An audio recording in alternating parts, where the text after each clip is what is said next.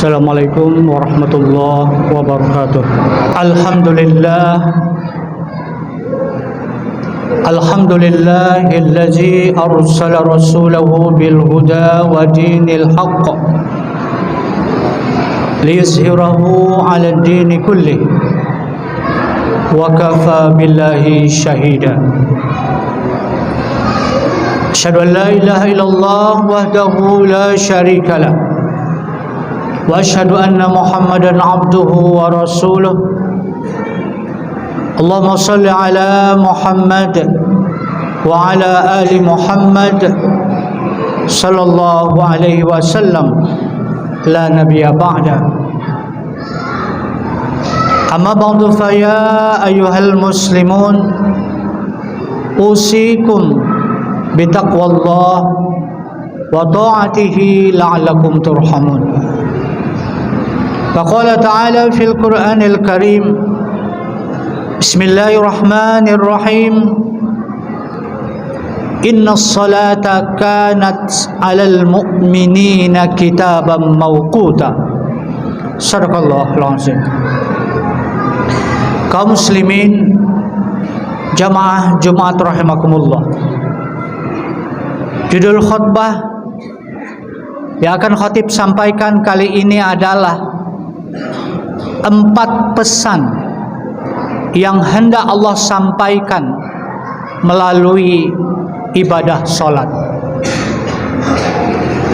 Kaum muslimin jamaah Jumat rahimakumullah, ketika kita mencoba mempelajari, mendalami tentang manfaat solat dalam kehidupan yang Allah perintahkan 5 kali yang wajib kita lakukan dalam sehari semalam, maka kita akan menemukan manfaat solat yang luar biasa demi kelangsungan hidup kita di dunia ini.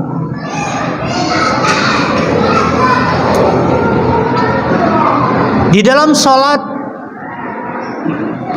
ada muatan pesan supaya hidup kita selalu sehat.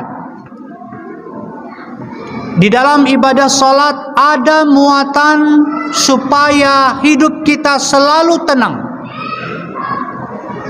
Dalam ibadah solat ada muatan pesan supaya tubuh kita lebih kuat dan tahan dari berbagai macam penyakit. Dalam ibadah solat ada muatan pesan dari Allah supaya kita selalu hidup bersih dan suci. Kaum muslimin jamaah Jumat rahimakumullah, pesan pertama, dalam ibadah solat ada muatan pesan supaya hidup kita selalu sehat. Di mana konsep sehat itu bisa kita temukan? Jawabnya adalah ada pada setiap gerakan solat kita. Kenapa dengan gerakan solat kita? Karena setiap gerakan kita itu sudah ada manfaatnya masing-masing bagi tubuh kita. Mulai dari takbiratul ihram sampai dengan salam. Subhanallah, ada 9 gerakan yang kesemuanya mengarah kepada bagaimana supaya organ tubuh kita bekerja secara maksimal. 9 gerakan itu semuanya ada pada rukun fi'li. Kaum muslimin jamaah Jumat rahimakumullah, pesan kedua, di dalam ibadah solat ada muatan pesan supaya hidup kita selalu tenang. Di mana konsep tenang itu bisa kita temukan? Jawabnya adalah ada pada setiap bacaan solat kita. Kaum muslimin, tahukah kita Di dalam bacaan salat itu ada bacaan ayat suci Al-Quranul Karim.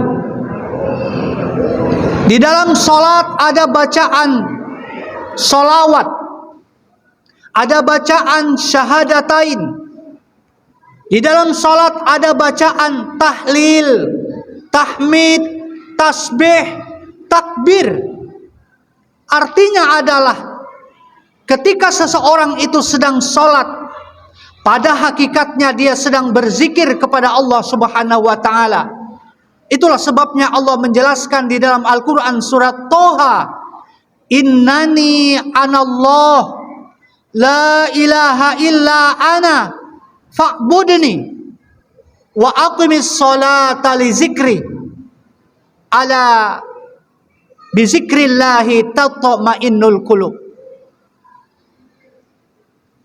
Sesungguhnya aku ini adalah Allah.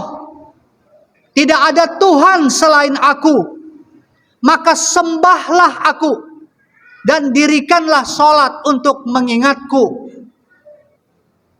Ketahuilah, orang yang selalu menyebut nama Allah, yang selalu mengingat Allah, hatimu, jiwamu akan tenang. Itulah sebabnya kaum muslimin, setiap kita selesai melaksanakan sholat 5 waktu, maka ada ketenangan batin yang kita rasakan. Kaum muslimin, jamaah Jumat rahimakumullah. Yang ketiga, ibadah sholat memuat pesan supaya tubuh kita selalu kuat dan tahan dari berbagai macam penyakit. Di mana konsep tubuh kuat dan tahan dari berbagai macam penyakit itu kita temukan? Jawabnya adalah ada dalam penetapan waktu sholat 5 waktu. Di dalam Al-Quran surat An-Nisa ayat 103, Allah Subhanahu wa taala berfirman, "Innas salata kanat 'alal mu'minina kitaban mauquta." Sesungguhnya salat itu bagi orang mukmin adalah kewajiban yang sudah ditentukan waktunya. Kaum muslimin, kenapa Allah menetapkan waktu salat subuh sekitar jam 5, waktu salat zuhur sekitar jam 12, waktu salat asar sekitar jam 3, waktu salat maghrib sekitar jam 6, dan waktu salat isya sekitar jam 7 malam? Jawabnya adalah, para ilmuwan Cina telah meneliti bahwa energi positif yang keluar dari langit, dari bumi, dari pepohonan selama 24 jam, dan energi positif itu akan diserap oleh tubuh kita. Ternyata kaum muslimin, energi positif itu sebagian besar keluar bersamaan dengan masuknya waktu sholat 5 waktu. Artinya, ketika seorang mukmin sedang sholat, maka dia akan mampu menyerap sebagian besar energi positif yang keluar dari langit, dari bumi, dari pepohonan selama 24 jam. Karenanya tubuh kita insya Allah akan menjadi kuat dan tahan dari berbagai macam penyakit.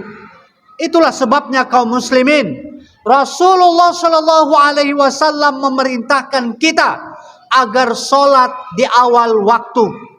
Afdalus sholatu ala waktiha. Sebaik-baik sholat, seabdal-abdal sholat adalah di awal waktu. Kenapa? Karena di awal waktu itulah energi positif banyak keluar, dan pada saat itu akan mampu diserap oleh tubuh kita pada saat kita mengangkat tangan bertakbir. Kaum muslimin, jamaah Jumat rahimakumullah. Terakhir, pesan yang keempat yang hendak Allah sampaikan melalui ibadah salat itu adalah ibadah salat memuat pesan supaya kita hidup selalu bersih dan suci. Di mana konsep itu kita bisa temukan? Jawabnya adalah ada pada perintah berwudu. Kaum muslimin, seorang muslim tidak sah salatnya kalau dia tidak berwudu. Orang yang berwudu tidak sah wudunya kalau dia tidak membasuh anggota tubuh yang menjadi rukun wudu. Membasuh dua tangan, membasuh muka, membasuh dua tangan, mengusap kepala, membasuh dua kaki, kemudian berdoa kepada Allah. Allahumma ja'alni minat tawabina, waj'alni minal mutatahhirin, waj'alni min ibadikas salihin. Ya Allah, jadikan aku orang-orang yang selalu bertobat. Jadikan aku orang-orang yang selalu menjaga kesucian. Dan jadikan aku orang-orang yang soleh.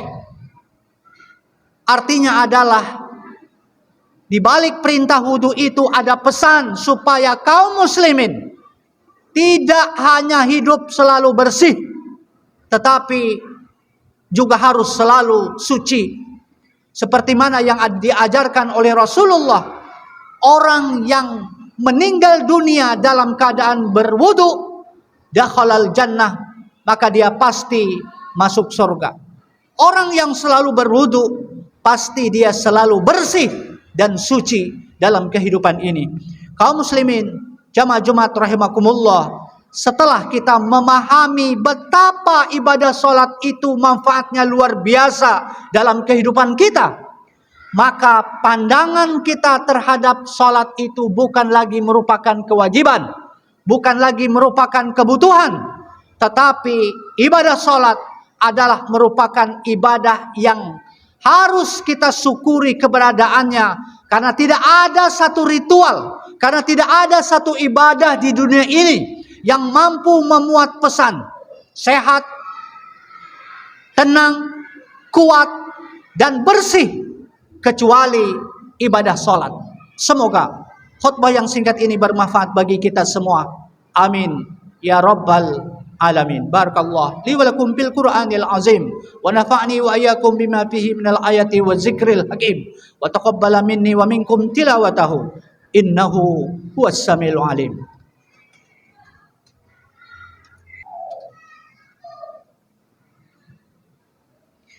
Alhamdulillah, alhamdulillahillazi amarna bittaqwa. Asyhadu an la ilaha illallah wa asyhadu anna Muhammadan abduhu wa rasuluh. Allahumma shalli ala Muhammad wa ala ali Muhammad sallallahu alaihi wasallam, la nabiyya ba'da. Amma ba'du fa ya ayyuhal muslimun, ittaqullaha haqqa tuqatih wa la tamutunna illa wa antum muslimun. Qala Allah Ta'ala fil Qur'anil Karim, innallaha wa malaikatahu yusalluna 'alan nabi ya ayyuhallazina amanu sallu 'alaihi wa sallimu taslima. Wa radallahu an ashabihi wa qarabatihi wa azwajihi wa dzurriyyatihi ajma'in wa anil khulafa'ir rasyidin Abi Bakr wa Umar wa Utsman wa Ali wa anit tabi'ina wat tabi'ina wa man tabi'ahum bi ihsanin ila yaumiddin. Allahumma ighfir lil muslimina wal muslimat wal mu'minina wal mu'minat al ahya'i minhum wal amwat wa tabi' bainana wa bainahum bil khairat rabbighfir warham wa anta khairur rahimin. Rabbana atina fid dunya hasanah wa fil akhirati hasanatan wa qina azaban nar. Ibadallah, innallaha ya'murukum bil adli wal ihsan wa ita'il qurba wa yanha 'anil fahsya'i wal munkari wal baghi ya'izukum la'allakum tadhakkarun. Wala zikrullahi akbar. Aqimis shalah.